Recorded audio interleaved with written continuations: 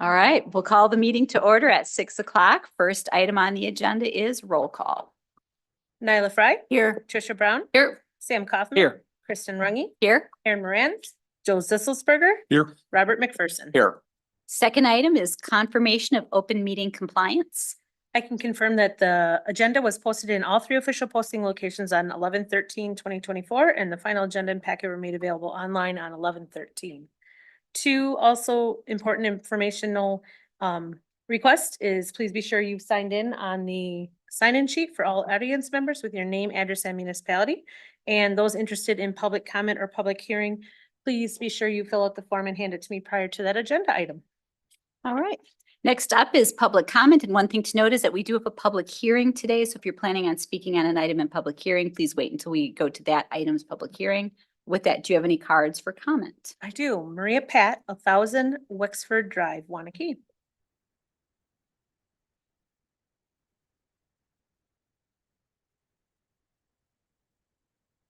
Thank you, Jared, for getting me a packet of today's meeting.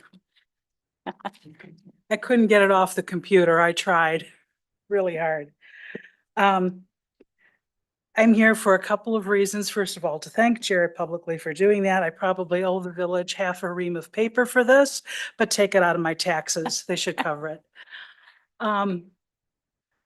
I read the newspaper this morning, the State Journal, and was very interested to see that a company that had presented itself to this group some time ago called Cobblestone, with hotel and restaurant inside for anyone in the community, and that we've never heard anything more about it here in Waunakee. They are planning and up for final vote in Sun Prairie for that wonderful possibility. I'm always amazed at how either quickly things happen in Waunakee, especially if it comes from certain people, and how very slowly other things come. And it doesn't seem that we have an interest in pursuing things that we know would be a great need in this community. I'm not going to say too much more than that, other than to end with a question I frequently asked. Where's Hy-Vee? Thank you. Thank you, Maria. Anyone else, Carla? I don't have any other comment cards. Do we have anyone online? If you're online and would like to make a comment, please raise your hand and we'll call on you and pull you into the Zoom. All right, no hands are raised. All right, and no one else would like to make public comment? Okay, then on to the next item, consent agenda. I'll move approval. Second. All right, all those in favor? Aye. Opposed? Motion carries. Next up is reports and announcements. First is Parks and Rec Committee. We did not meet this month, but the Public Works Committee, we approved the one item we discussed already in the consent agenda. Some of you know we're going to be reconstructing Fish Street next year, so there's going to be an open house on the first Thursday in December, 4:30 to 5:30. It's just your standard reconstruct, and we're filling a sidewalk gap on one block. All right, next up is Plan Commission. And I can do that. Do you want to do that, Joe? Yeah, our primary activity at Plan Commission was to look over a potential redo or renovation of State Highway 113 as you're coming into the village. We reviewed that. You can watch the videotape and see, or the YouTube, see comments on that. That will come before the public for comment and for feedback over the next month or so. Just to clarify, you said State Highway 113. Oh, I'm sorry. I'm sorey. Yeah. Yes. Highway So, Q. Highway Q, thank you very much. So, all right, next item up, or I'm sorry, CDA, I'm all flustered now. Robert? Yeah, I'm like thinking. I of just that didn't want you to Waunakee think we were mission redoing and thinking, 113. how did I get that wrong? Because I was just on 113 probably. All right, so next up, Community Development Authority did not meet this week. EMS Commission.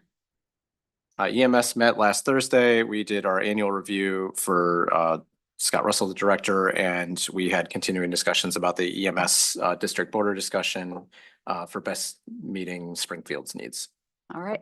And Create Waunakee, Aaron is not here. Todd, do you have anything to share? No, they had to reschedule for lack of quorum. They're meeting later this week. All right. Library Board. Yeah, we had a discussion basically on the letter that we're going to send out to donors just to thank them for, it's been 5 years since the new library opened. So we're just going to do our continual regular letter that we send out every year around the holiday season. All right, thank you. Any other committees, boards, or commissions? But any other announcements? No? Go ahead. I have one, about once a year, the village staff all gather for an all-staff development and training afternoon. Wanted to let you know that that's coming up this Thursday. So most village offices are going to be closed 1 p.m. on Thursday, except for the library is remaining open, and of course, the police department will be staffed. At least at this building, we'll be posting that closure. Lucky Kalen will have her cell phone included on the posting to be reached if there's an urgent need. All of our staff return emails as well as our phone system will indicate the same. All right. And then I would like to, since it's under announcements, if you don't mind, and thank you for that, Todd. The village board received a thank you note from Meffert, and it says, "Dear village board members, just a quick note to thank you for your generous donation to our center. You have no idea how helpful this will be. Your concern for the area centers and dedication to this community are so greatly appreciated. Sincerely, Debbie, Brandy, and Amber, and staff at Meffert." So thank you all for supporting that. And Can I add one thing to that? Because Yes. when I informed all of the daycares of the award that they were Mhm. getting, there was a lot of them that said thank you in those emails. And I Wonderful. didn't pass them along to all of you because some of them were a quick thanks and some of them were a little bit longer, but really all of them seemed extremely appreciative of the dollars that we gave. Well, thank you very much for letting us know that. All right. Next up, we have presentations and update from Safe Communities. Floor is all yours.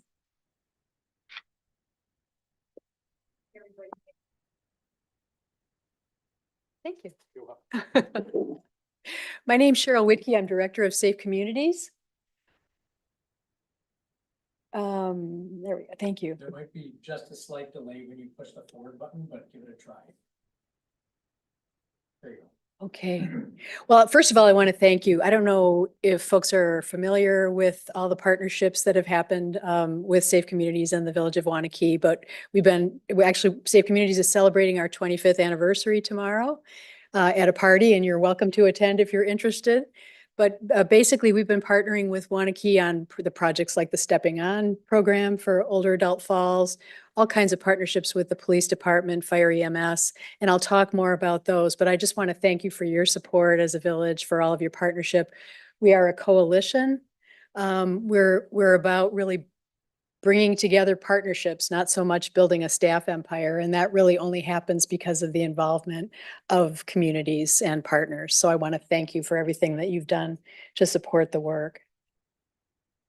We just went through a strategic planning process, which was a fun exercise, for the next 25 years. Our goal really is to foster safety and wellness for our community and to really promote community safety as a catalyst that really fosters innovation and collaboration is what we try to focus on. So older adult falls. We know that the #1 cause of injury, hospitalization in Dane County is elder falls. And we tend to think of it as being basically something that's sort of an inevitable part of aging, but there's an awful lot we can do to prevent falls. There's a Falls Free Coalition, and we've done a lot of work with the senior center here in Waunakee and senior centers throughout the Dane County area, healthcare systems, EMS agencies to work together to prevent falls. Some of the programs that we promote are the Stepping On program. We know that about people who've taken the class have a falls reduction of about 31%. So it's really has a big impact there. Guest experts includes pharmacists, occupational therapists, vision specialists, anybody who really has a role to play. And the other thing we do is we promote activities that are shown to improve balance. So we have actually OTs, PTs that look at community classes, and anybody who wants to have their class assessed by an OT or a PT can send it in, and then it gets the balance stamp of approval. So that tells people that that's a effective course for them. I know there have been a number of speaking engagements and activities that we've had. We'd be delighted to partner here in Waunakee. I know we've had events here as well. People leave these events with sort of a prescription for how to prevent their falls. They're screened, their medication is screened, their falls risk assessment is completed. And so everybody leaves with a prescription about how to prevent falls. And we've run hundreds of people through this class just this year, these programs. Traffic safety. So the Waunakee Police Department and EMS agency are both represented on the Traffic Safety Commission, which is a Dane County commission that Safe Communities staffs.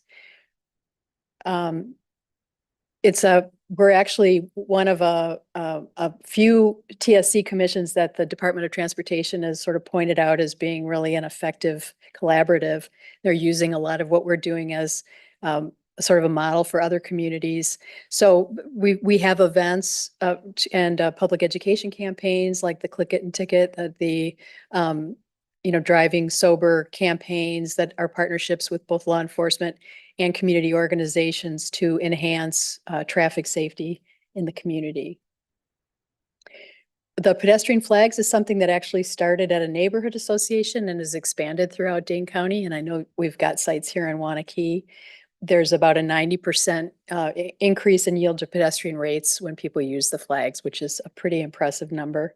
The slow down yard signs, again, started at a neighborhood association and has been expanded countywide.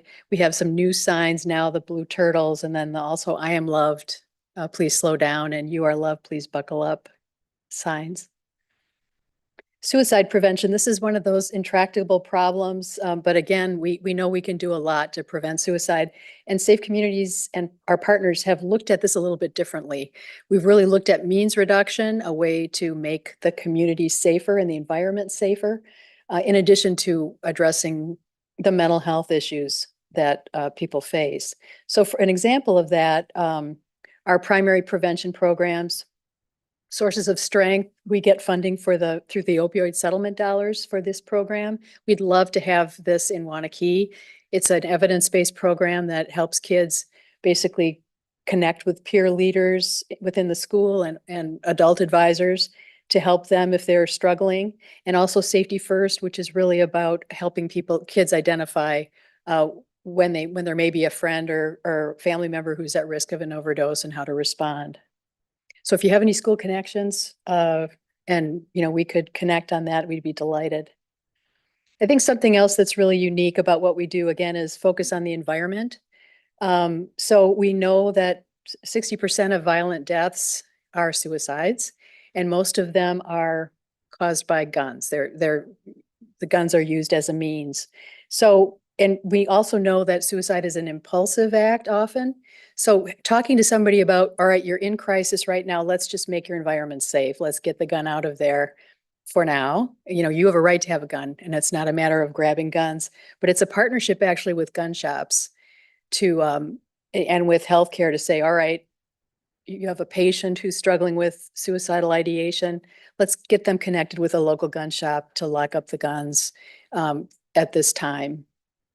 We also distribute gun locks through all the emergency departments and the behavioral health psychiatric units in Dane County, if anybody, again, is going home and is struggling with suicidal ideation.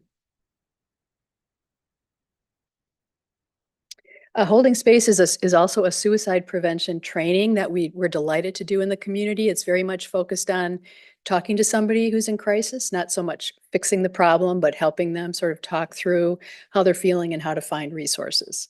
So we would be delighted to come in and provide this training. We've got trained facilitators, and this is a new approach that's actually coming out of an organization called Wildflower Alliance out east in Massachusetts, and it's shown to be really effective. Drug harm reduction and recovery. We have the peer support specialists. We have about 20 peer support specialists who are staffing the emergency rooms in Madison and Dane County, all the locations. So if somebody comes in for an overdose, then the emergency room calls a recovery coach. The recovery coach is somebody who's had experience with overdose. They woke up in the emergency room after an overdose, and they've received training on how to effectively support somebody find resources.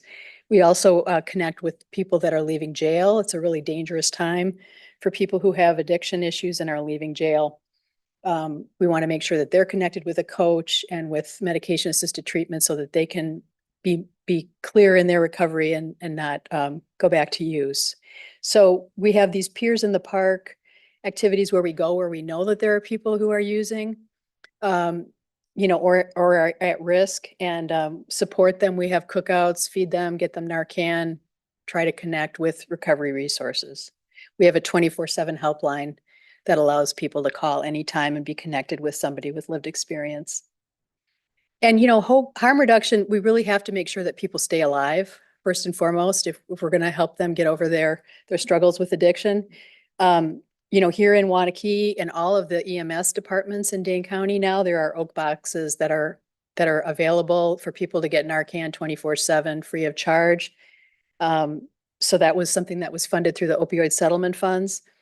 And we continue to monitor those. There's about 133 locations in Dane County, tattoo parlors even, bars, community centers, any place where we feel like there's a good, we've looked at the data to see where people have overdosed and then have cited the oak boxes there. And then also at community events and community organizations that serve people, we offer these Hope Kits, which has Narcan, fentanyl test strips, you know, basically any materials that would help people avoid overdose. And of course, the MedDrop program, I think Waunakee was one of the first locations to be a MedDrop location, and we're really grateful. I know you guys collect a lot of medication in Waunakee. 75% of people who start using drugs illicitly do so, they get the drugs from somebody they know, with or without asking. So we have to get the medications out of people's medication chests, medicine chests. And so the MedDrop program is one way to do that. We also distribute medication lock boxes. People have to have medicines, but we want to make sure that they're safe, locked up, and not available for diversion. Interestingly, over the last couple of years, we've seen a drastic increase in overdose among African Americans. This is perhaps because there's more fentanyl that's laced in other drugs other than fentanyl, you know, other than opioids, so things like cocaine. There is not, just to be clear, there's really no evidence that there's fentanyl in marijuana. You hear that sometimes. It's the burning of the substance really burns off the active ingredient for the fentanyl. So we're not, it's quite likely that if somebody overdosed from fentanyl and they were using marijuana, they were also probably using another substance that caused the overdose. But anyway, we work closely with Black churches, organizations that work with the Black community.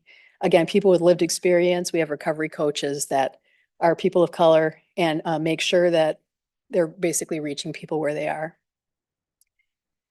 We work hard to put the word out. I think we could always do better. And this is an area where we'd really love to partner with you guys. If there are ways to connect through your social media, we'd love to you know, connect ours to yours and yours to us, so we can also promote your community activities.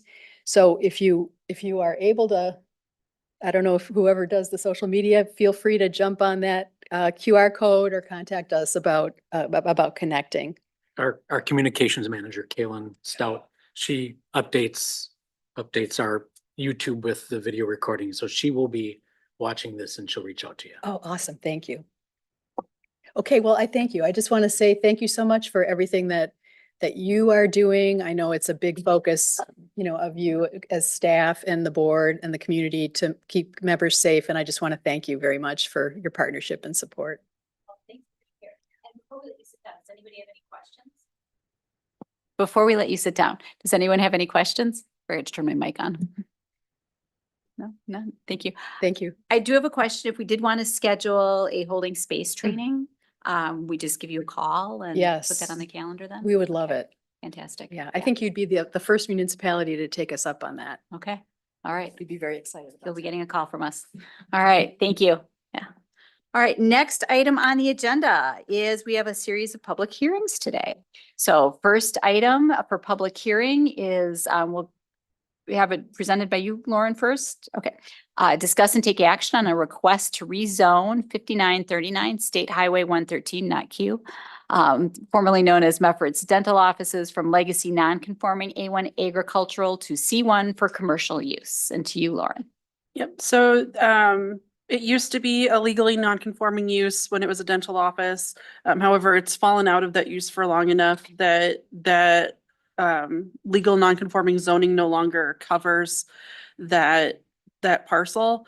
So they're looking to rezone it from A1 to Village C1 for commercial uses. It's consistent with the comp plan. The proposed use is consistent with C1 commercial. The town requested a set of deed restrictions to be recorded on the property.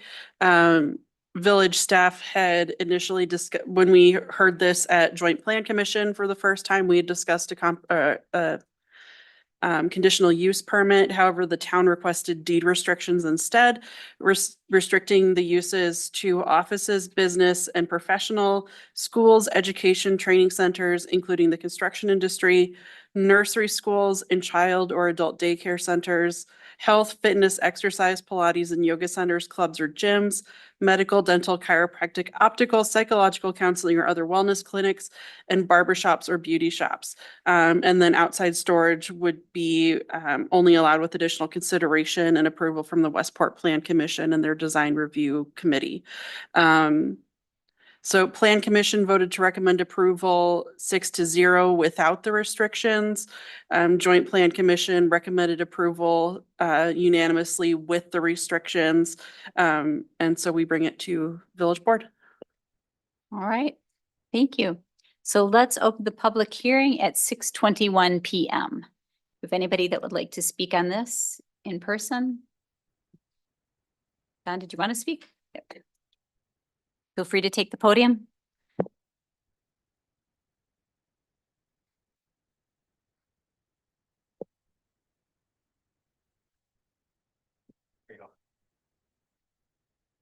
The property we're talking about, when we purchased the property, it was for about 35 years. It was the Dr. Meffert dental office. And it was kind of the old days where it was never changed from agriculture. And the dentists that when we purchased the property, they continued staying on.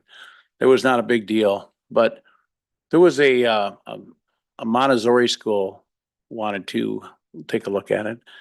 And when you get into something like that, then they have to have, for their licensing, they have to have the proper zoning. So that's kind of what it's all about. So that way, when somebody calls next time, maybe we'll be ready for them. Thank you. All right. Thanks a lot. All right. Any other comments on this? Anyone else like to speak at it? Do we have anyone online that would like to speak on this issue? Not that a peer would be interested in this item, no. All right. So let's close the public hearing at 6:23. Plan commissioners, trustees, Nyla? I think it's good that this is going to be done. I was very surprised to find out that it was A1 agricultural. Tricia? No, my only question is for Lauren, probably only because when the planning commission recommended approval of this, it wasn't without the deed restrictions. They seem to make sense. I guess from your opinion, is there any major difference between what the planning commission for Waunakee recommended approval for and the town of Westport? Or joint plan commission, excuse me. No, it's consistent with what Plan Commission had talked about. This is just making C1 is a pretty expansive district for what's allowed in it, and this is just restricting it further down to more office and school type uses. Thanks. All right, Sam, Questions? Joe? Is there any sort of expiration on those deed restrictions long-term? No, think not that, typically there not that wouldn't the be, town but- has discussed. Okay. I'm just thinking 50, 100 years from now, who knows what this is going to be, and this may actually be more of a concern at that point, but other than that, I'm fine. All right.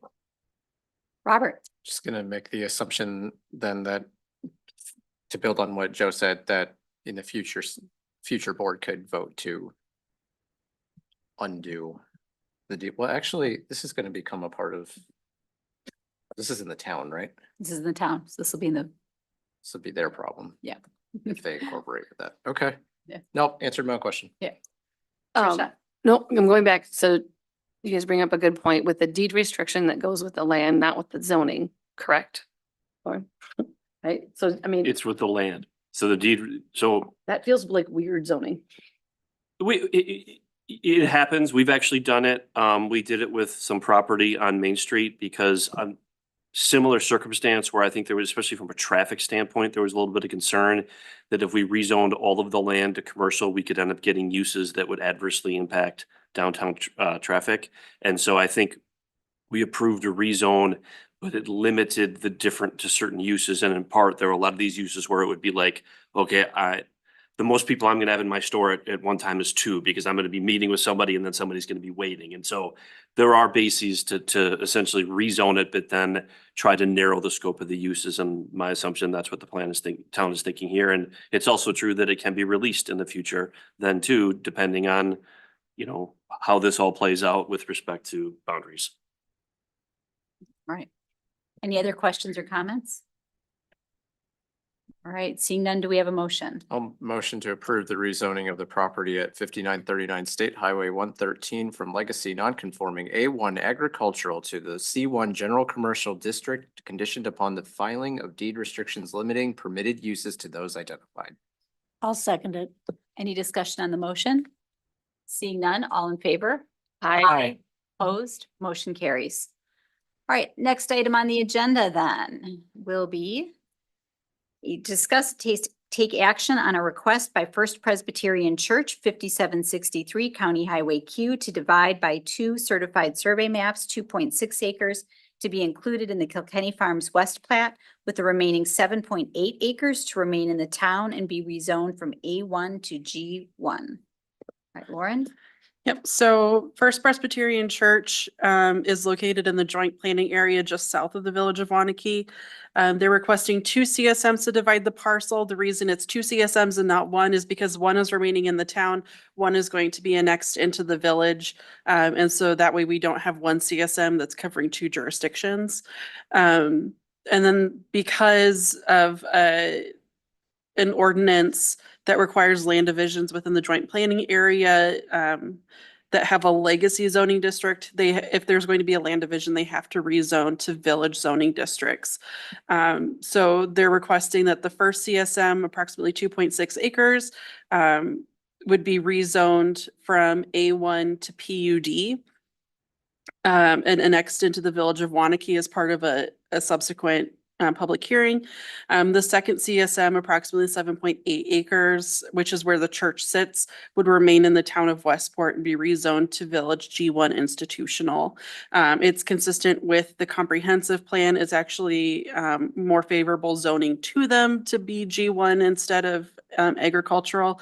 So we're recommending approval of the rezoning and the CSMs as presented.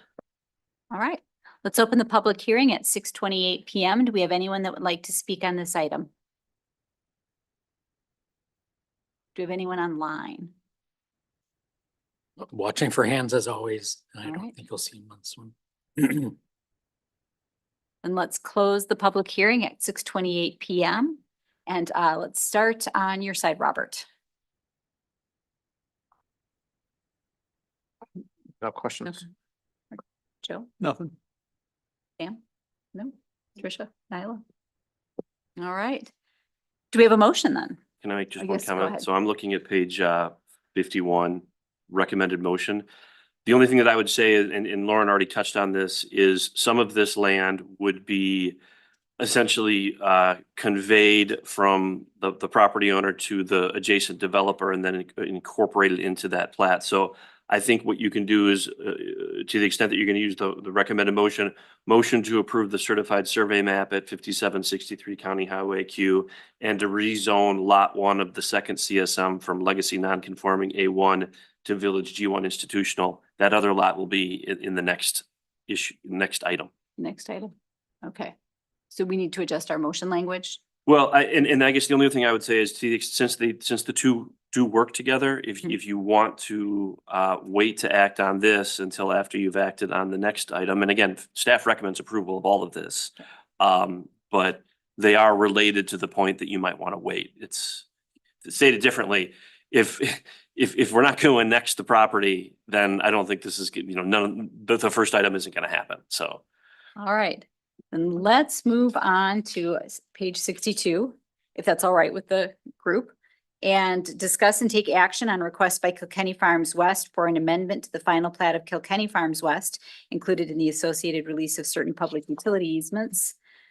An amendment to the general development plan for Kilkenny Farms West, an amendment to the Phase 1 development agreement for Kilkenny Farms West, and an annexation ordinance annexing the land to be acquired from First Presbyterian Church. Lauren, to you. Yes, so like Brian mentioned, this is a continuation of the church item. Lot 1 of the first proposed CSM, so the smaller of the two, would be sold to Kilkenny Farms West, annexed by unanimous consent into the village and rezoned to the Kilkenny Farms West PUD.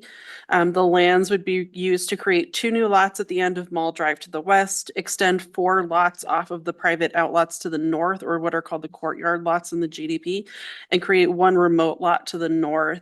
Most would be for single family use. Lots 287 to 290 would be either detached single family dwellings or attached single family dwellings like a duplex condominium or twin home. And then the extension of lots 287 to 290 require the vacation of existing public utility easements and creation of new public utility easements, which are submitted. The remote lot does have utility service via an access easement across lot 171, which is a lot that already has a house on it. But the owners have agreed to put that access easement across it, as well as having a driveway access easement for the shared driveway used by lot 171 and First Presbyterian Church.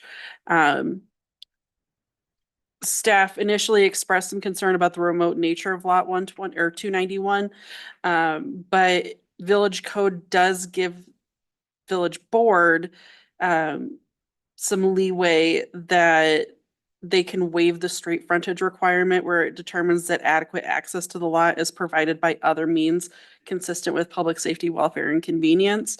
And we do have sign off from public safety officials saying that they're okay with the driveway access easement in place of direct street frontage. So Plan Commission voted to approve the amendment. The amendment to the final plat, GDP, SIP, and annexation of lands unanimously. Joint plan also voted to approve everything as presented unanimously. So staff is recommending a series of 4 motions to approve all of these bullet points. All right. Let's open the public hearing at 6:33 PM. Do we have anybody who would like to speak on this item for public hearing? Right, anyone online? No thumbs. No. All right, then let's close last call. Let's close the public hearing at 6:33 PM. And what questions do we have, Sam? Should we start with you? No questions. Joe? Has utilities weighed in at all on the easements? I assume they've looked and. So I guess to that end, I haven't had a chance to talk to them. They do look what I would call standard easements that we've done before, but I think as it relates to the GDP and the Phase 1 development agreement and the annexation ordinance, I think we wouldn't ask for any like subject to final review and approval, but as it relates to like I would change motion 1 on page 63, maybe to read motion to approve an amendment to the final plat of Kilkenny Farms West, including the access easements, private sanitary sewer and water main easements, and release of easements contained in your packet, subject to final review and approval by the village attorney. The new easements and the easement releases all relate to the fact that we've changed the plat a little bit. And while I do believe that in all likelihood, Waunakee Utilities is going to be comfortable with the documents, I would like a little bit of flexibility on those. The rest of the motions, I don't think we need any conditions. Okay, thank you. Robert? I'm going to admit I'm struggling with 291. And I didn't get a chance to see what the plan commission said on this. So could we maybe get, so is the goal, How do they, I see that, I was reading the agreement, they need to come in through 171 to get to 291, and then they have to form like a joint maintenance agreement in their deed restrictions, but so where's the access coming in from this, like looking at the map?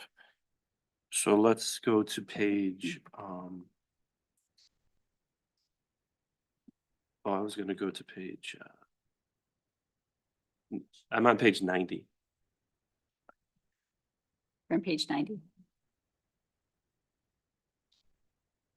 So this is the map that is the exhibit, and I guess just to piggyback off of what, I guess maybe go up one. Oh, no, it was right, it's the middle one. There was blank, it just hasn't come up yet, right there. I will. I wouldn't do that.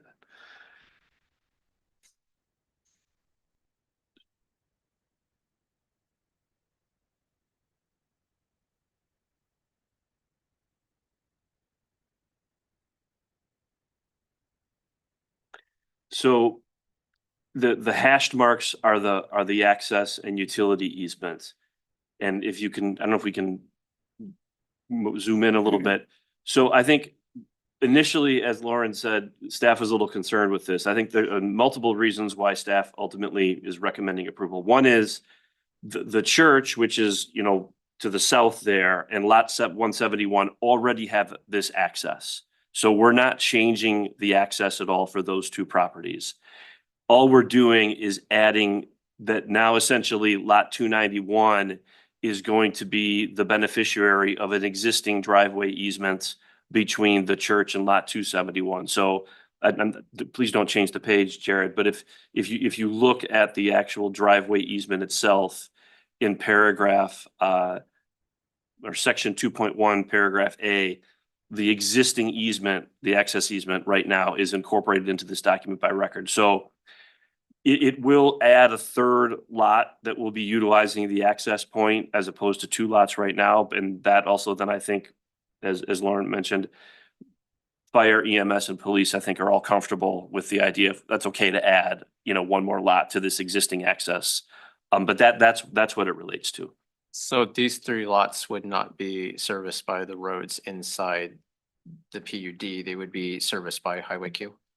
So the lot getting one, access. yeah, lot 171 and lot 291, yes. Interesting. I don't have any further questions. It seems strange to the rest of the neighborhood, but All right, but no further questions? no. All right. Tricia, No questions. Isla, Just so I understand this, who will be responsible for maintaining the easement? It's gonna be between 171, 291 and the church, I believe. Essentially, they're gonna have different responsibilities related to it. I mean, it's a relatively, what I would say, standard driveway easement. Like you have these all, we just don't have them. And I think Robert's reaction right now is effectively where staff was when we first saw this. I can tell you that that's where I was. What was really meaningful, I guess, as I was asked to look at this was it's existing right now. There's two lots that already have the access, and police, fire, and EMS signed off and said, you know what? Yeah, it's unique for us, but it's not going to be a problem to add just one more lot to that access point. Okay, so is there a contract? Will there be a contract between three properties on how this is going to be determined? Yes, so that is actually in your packet. That's Okay. pages 83 to 90 of your packet. Now, we're not a party to this, Okay, but in order for, well, we are from a utility standpoint, but not from the access standpoint. But we're also comfortable with it in light of the fact that it's existing and it's essentially subject, it's part of approval of the plat is they have to demonstrate the access to lot 291. okay, thank you. Okay, you did make me ask another question. I'm sorry. All right. You had mentioned the church was part of this, but this agreement is just between 171 and 291. So is that? Yeah, I think this agreement is, but it incorporates by reference on the second page in section 2.1 sub A, the existing access easement. So essentially this agreement is, well, this agreement is just a two-party agreement. It's subject to another two-party agreement that effectively is going to make all three parties have to work together, if that makes sense. Yep. Okay, thank you. all right, any other questions? No? All right, seeing no questions. Brian, could you repeat that first motion? Well, here, so with the language that this, changed. this is what I would suggest. I would suggest actually going from 4 and moving up. All right. And so the first one, I would say motion to approve an annexation ordinance annexing lands to be acquired from First Presbyterian Church, subject to execution of the amendment to Phase 1 development agreement. And the reason I say that is because this is a very simple project. I shouldn't say that. I'm sure it was very difficult to come up with from an engineering standpoint. At this point in time, all we're doing is incorporating 6 lots into the existing Phase 1 agreement, and they all match from a use standpoint. So at this point, it's relatively easy, but I would have that condition on number 4. Okay, so moved. I'll second it. So, any discussion on the motion? All in favor? Aye. Opposed? All right, and working backwards then, motion number 3, I make a motion to approve an amendment to the Phase 1 development agreement for Kilkenny Farms West. Second. All right, any discussion on the motion? All those in favor? Aye. Motion number 2, I move to approve an amendment to the general development plan for Kilkenny Farms West. I'll second. All right, any discussion on the motion? Seeing none, all in favor? Aye. And this one, we had the changed language. So I would just do motion to approve an amendment to the final plat of Kilkenny Farms West and approval of the access agreement, private sanitary sewer and water main easement and release of easements contained in the packet. So moved. Second. All right, any discussion on the motion? All in favor? Aye. Opposed? Motion carries. And then back to page 50, I believe it is. Yeah, and so this one I would just I think the recommended motion would be motion to approve the certified survey map at 5763 County Highway Q and to approve the rezoning ordinance, which is in your packet, of Lot 1 of the second CSM from legacy non-conforming A1 agricultural to village G1 institutional. So moved. Second. All right, any discussion on the motion? All in favor? Aye. Opposed? Motion carries. All right, thank you. Next item on the agenda, page 110, discuss and take action on repealing and replacing section 1412 and creation of section 133-1140 relating to beekeeping ordinances. Yes. So beekeeping is currently allowed within the village under chapter 14. It's allowed as a conditional use. The proposed ordinance repeals the current code, replaces section 14-12 with licensing requirements, which is consistent with the rest of that chapter, and creates section 133-1140 within the zoning ordinance to regulate the site requirements for beekeeping. The ordinance is primarily based on the City of Madison regulations for beekeeping. It's been to Plan Commission a couple of times. Plan Commission discussed keeping it as, if this goes through, discussed keeping it as a conditional use to require a conversation to be had in public regarding the keeping of bees on certain properties or certain properties that apply for it. We contacted local FFA teachers and agricultural teachers to see how many hives would be appropriate, but never heard anything back. After all of that discussion at the 2 meetings, Plan Commission voted not to recommend approval and voted unanimously to not recommend approval of the ordinance changes. And Joint Plan also voted to deny recommending approval of the changes in favor of maintaining the existing code. That motion also carried unanimously. So neither body voted to approve the changes. And so if this were to go through tonight, it still would not be able to take place within the joint planning area or the extraterritorial zoning area, including those areas that are within the village of Waunakee, that are shared village of Waunakee joint planning area. So staff initially recommended approval of the ordinance with the keeping of bees by right, but after the Plan Commission and Joint Plan Commission discussions, staff currently recommend maintaining the existing ordinance because there was no support from the commissions for that.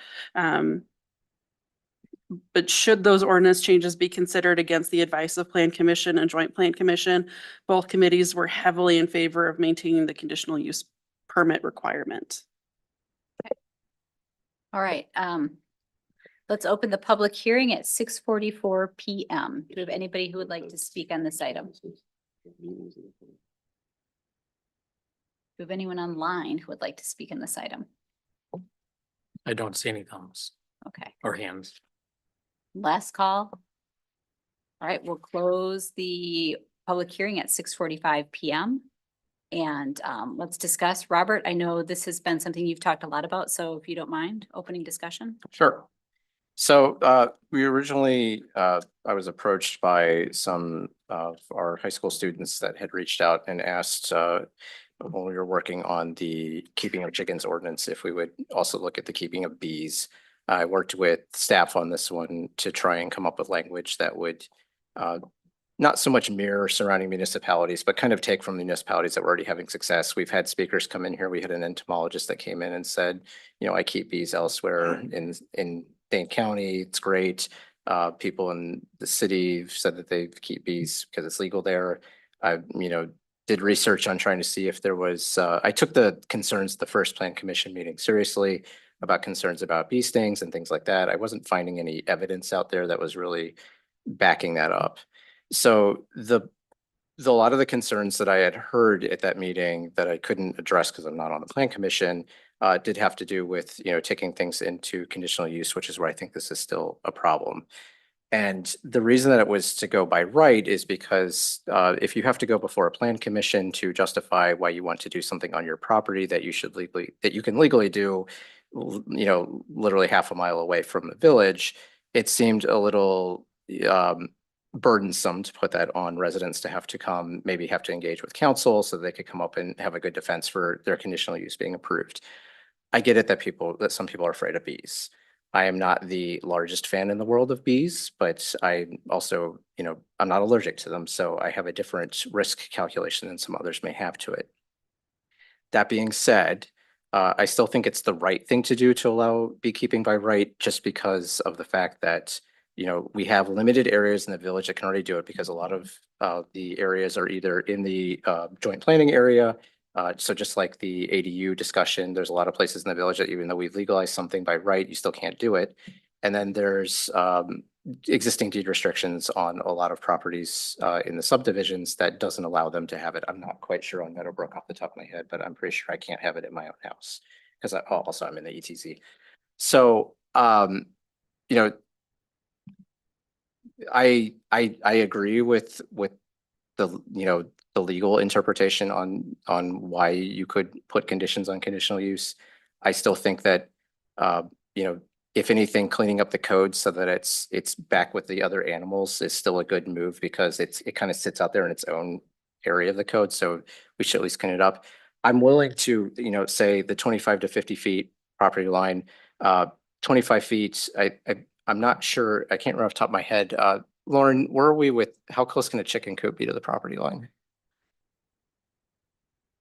A good question. It has to be at least 20 feet away from a neighboring residence. I think it can be up to 15 feet from a property line. Okay. Does that sound familiar? So the goal with the 25 feet, which is actually greater than some of the municipalities that surround us, was to allow for proper construction of the flyway barriers so that the bees would, some of the concerns that neighbors have brought up or that I've heard people that bring up if their neighbor had bees. So speaking from the Plan Commission level is, what if they come into my yard? Well, the flyway barrier is supposed to make sure that they go up, and then with the way that they go with their trajectories, it doesn't actually come into their property.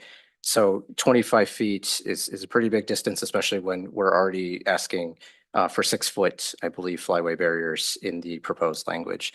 So it would, our current language doesn't really define flyway barriers. So, this is even an improvement, even if it doesn't go the way that I would prefer and that we have conditional use, we should still be requiring flyway barriers. We should still have discussions about safe distances for the different hive hutches that are set up, because if they're on top of each other, they're too close to each other, it's bad for it.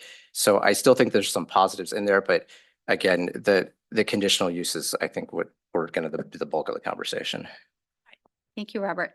Nyla. Okay, question. How many permits or licenses have we put out for property owners to have bees currently?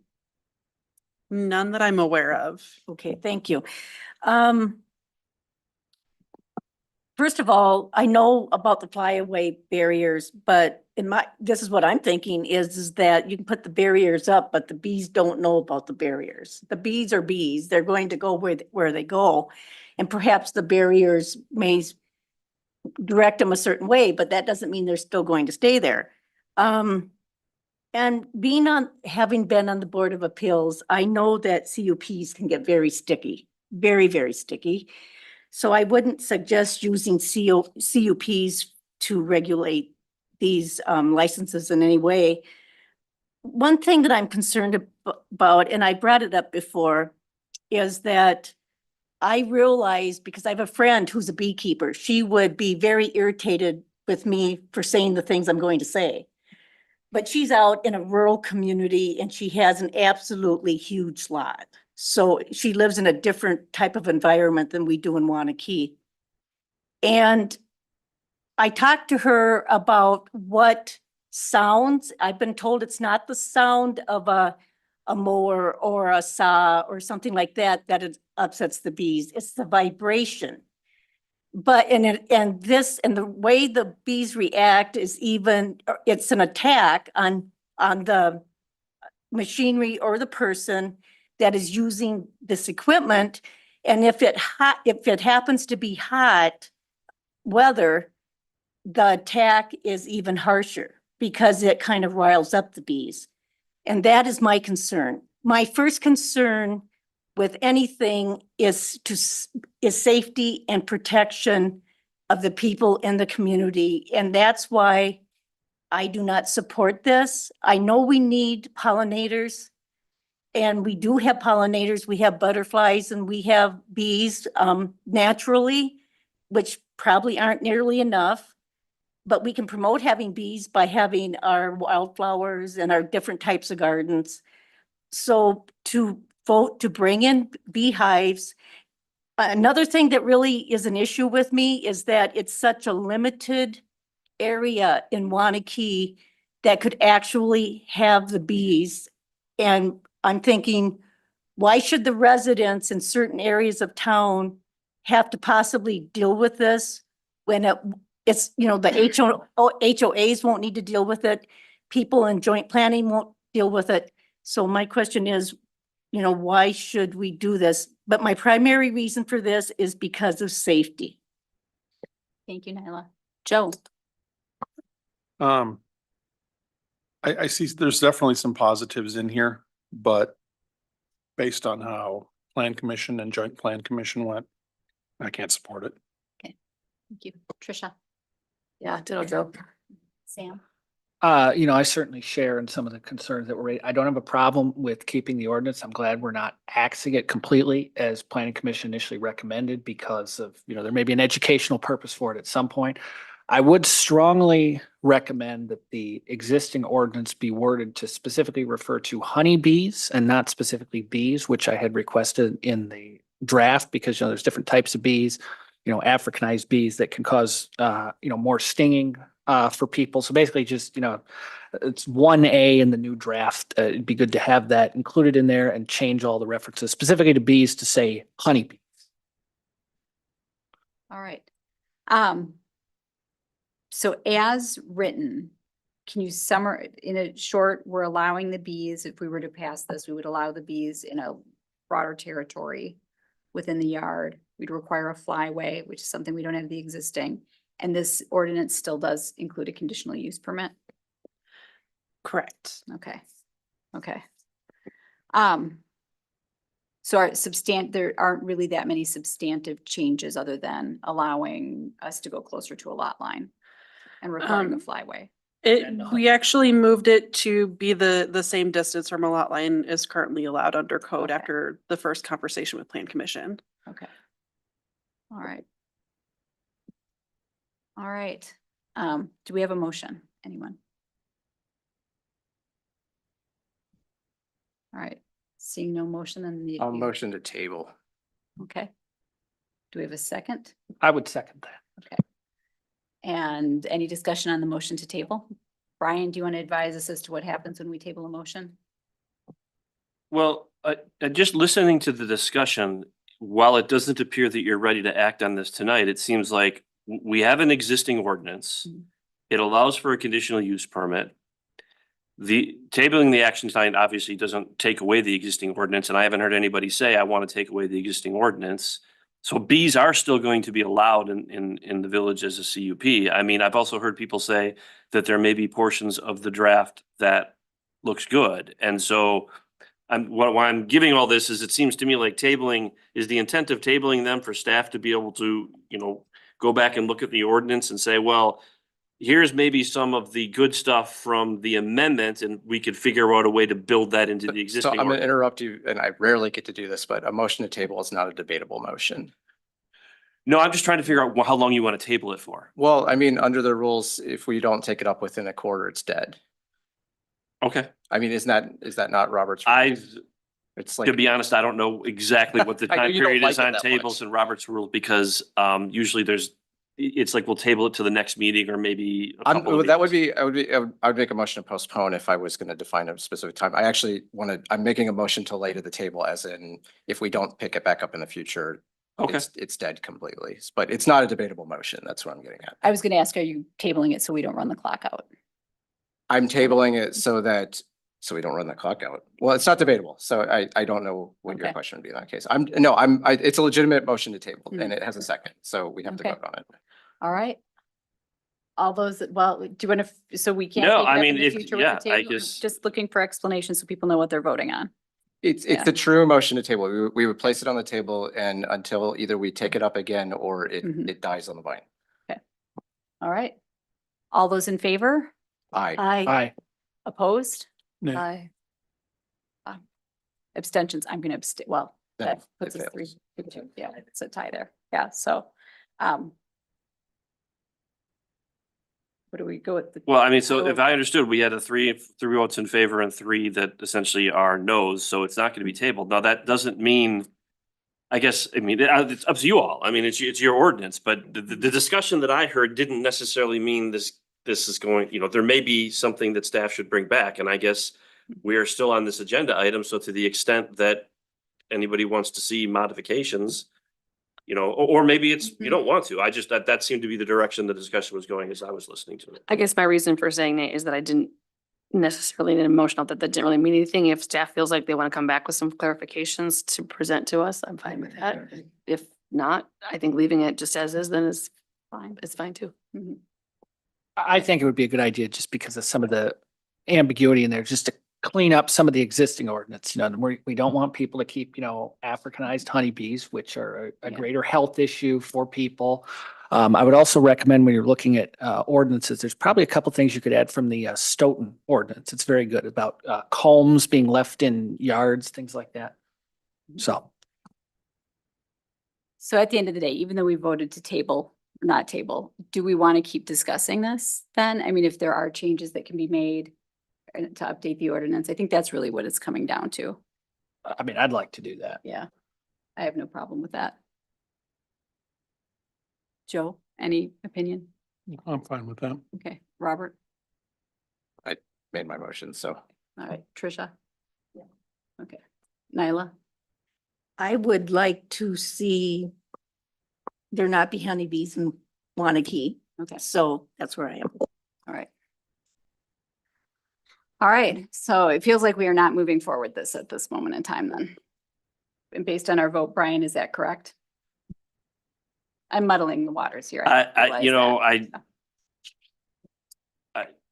You always have the ability to ask, bring something back is the way I would. All right, I only motioned the table just because then it would allow for future discussion with clarity as to if we never took it back off the table, then we just said we want to write something completely different, because it sounds like there might be some agreement that there are some changes that are wanted, but in the format that the original proposal was given is not acceptable to the board. Mhm. So if you put it on the table, then either we pick it back up and somebody comes in here with a great list of changes that they want to amend on there, or we bring a totally different one and this thing just never gets taken off the table and we never have to work with this version again. So that's trying to give some latitude on that, rather than just keep bringing back the same thing, because if we discuss it again next week, it's going to be the same discussion.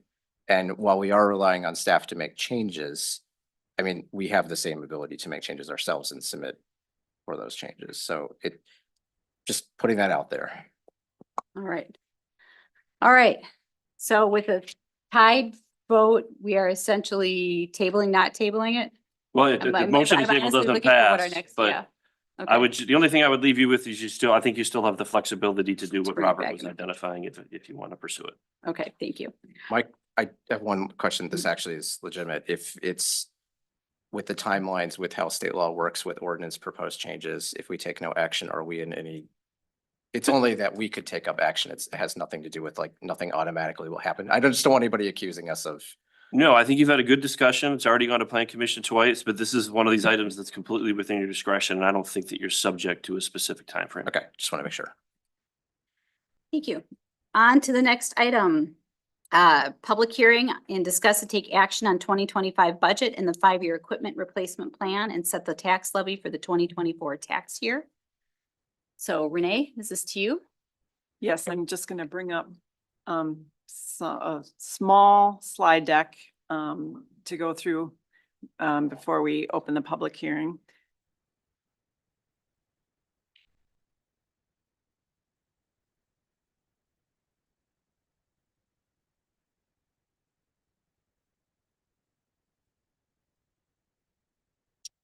Okay, so some of these slides will be familiar from the last time or even 2 times ago.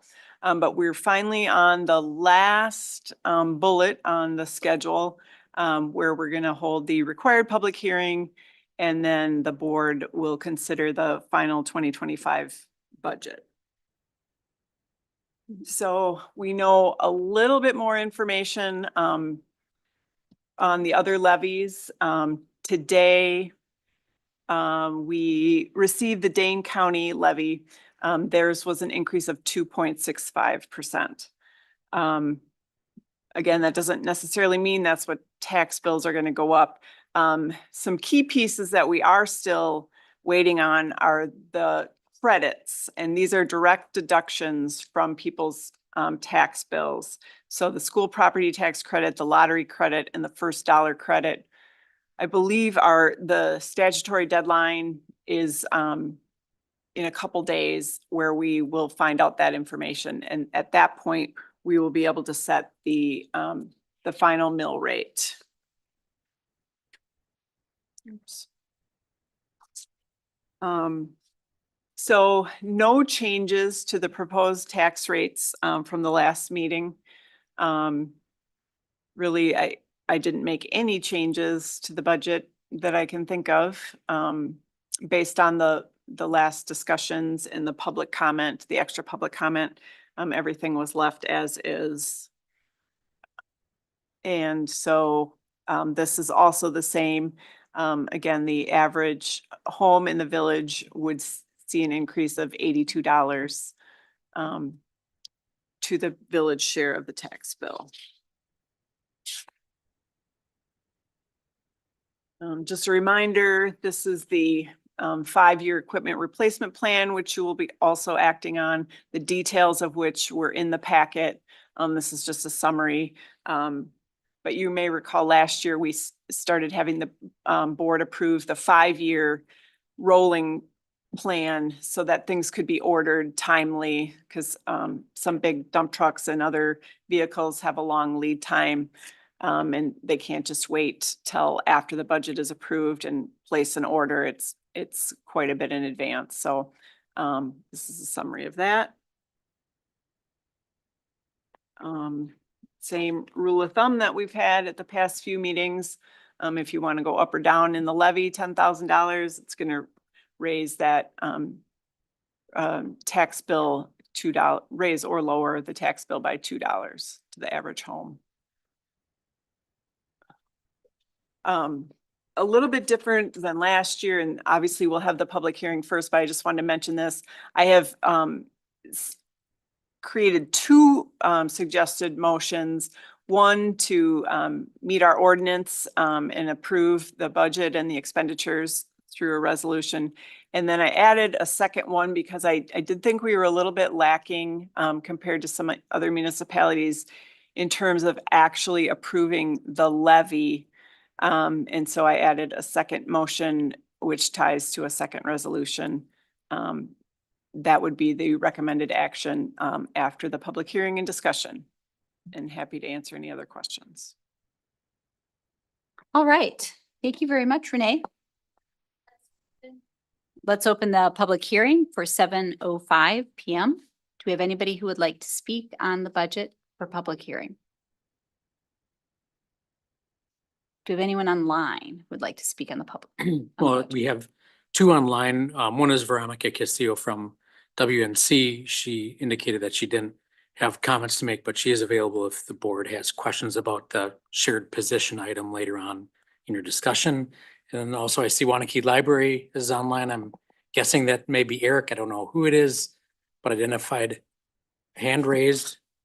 I think that was just a confirmation that was That was Eric Plum, All our right. esteemed library director. All I right. read his body language there. All right. And anyone in the audience that would like to speak? Last call, seeing none, let's close the public hearing at 7:06 PM. And what comments or questions do we have? Tricia, can I start with you? You can, but I don't have any comments or questions. All right, Joe. I don't really have much. I would like to. I would love to have a budget that does not have an increase really at all. But I don't know that that's realistic. So I think this is a pretty good place to be. All right, thank you. Nyla. I would like to thank our staff because I see that they work very hard to keep costs down. And I appreciate that. And at the same time, their departments are growing by leaps and bounds. And there are times when they do need to hire more staff and ask for a little more. But one thing that doesn't happen in Waunakee, that does happen in other municipalities sometimes, is at the end of the year, they don't get the wish book out and start looking at what money they have left and what they should spend, because if they don't use it, they lose it. We don't have a system like that in Waunakee, and I'm glad we don't have a system like that, because I think that promotes sometimes wasteful spending. So thank you to the staff. I appreciate all the hard work you do, and I appreciate the work you do to keep the costs down. Thank you, Nyla. Sam, or I'm sorry, Robert. I actually don't have anything additional to add other than, again, thanking staff. Hi, Eric, since you're on the library, and yeah, nothing for me. All right, Sam. Well, thank you again to the staff for all your hard work on this. And I would also add thank you to members of this board for consistently, as long as I can remember, keeping, this budget process very even keeled. Many other municipalities are very jealous of that in this county. Excellent. All right, and I have no other comments other than to say thank you for all of the work that goes into this. Is months of preparation and then a solid year of really great bookkeeping and accounting and listening to department heads and taking into account the best interests of the public. So I would like to make a motion to approve the resolution approving the 2025 Village of Waunakee budget and the 5-year equipment replacement plan. Second. Any discussion on the motion? All in favor? Aye. Second motion, I would like to approve the resolution approving, or like to make a motion to approve the resolution approving the levying of property taxes for the 2024 tax year, the 2025 budget year for the Village of Waunakee. I'll second it. Any discussion on the motion? All those in favor? Aye. Opposed? Motion carries. All right. And the public hearing portion of tonight's meeting has concluded. Thank you all for coming and listening. We now have business item number 1, which is discuss and take action on the Town of Westport notice of an intent to incorporate petition. And do we want to present this or discuss this before I read the notice? Well, I can just let you know that I think I had mentioned maybe at our last meeting, the court has set a hearing for December 4th on this. Currently, obviously, the town of Westport is a party as they filed the petition. City of Madison, Village of DeForest, and Village of Waunakee have filed our petitions to become parties by statute. That should be something that the court approves. We do have a scheduling conference tomorrow morning. I'm not exactly sure what's going to occur at the scheduling conference. But as of right now, essentially scheduling conference tomorrow, next step is at the circuit court level, December 4th meeting or hearing, I should say. Thank you. Then I'll read the statement. The village board may convene in closed session as authorized by Wisconsin statute 19.5 LG for the purpose of conferring with legal counsel for the village who is rendering oral or written advice concerning strategy to be adopted by the village with respect to litigation in which it is or is likely to become involved. The village board may reconvene in an open session and discuss and take action on the subject matter discussed in closed session. We have a motion to go into closed session. I'll move. I'll Second. second. All right, roll call vote. Robert McPherson, Yes. Tricia Brown, Yes. Nyla Fry, Yes. Joe Zisselsberger, Yes. Sam Kaufman. Yes. Kristen Rungy. Yes. All right. And one note before we end the recording, for those who are watching the recording, we're gonna be ending the recording now. Brian and I don't anticipate action from the board that'll occur in open session. We're expecting some guidance to be delivered to us and staff in closed session. So the minutes will reflect any formal action that is taken. That would be a place to check that. All right. Thank you. Then we will move into closed session at 7:11 PM.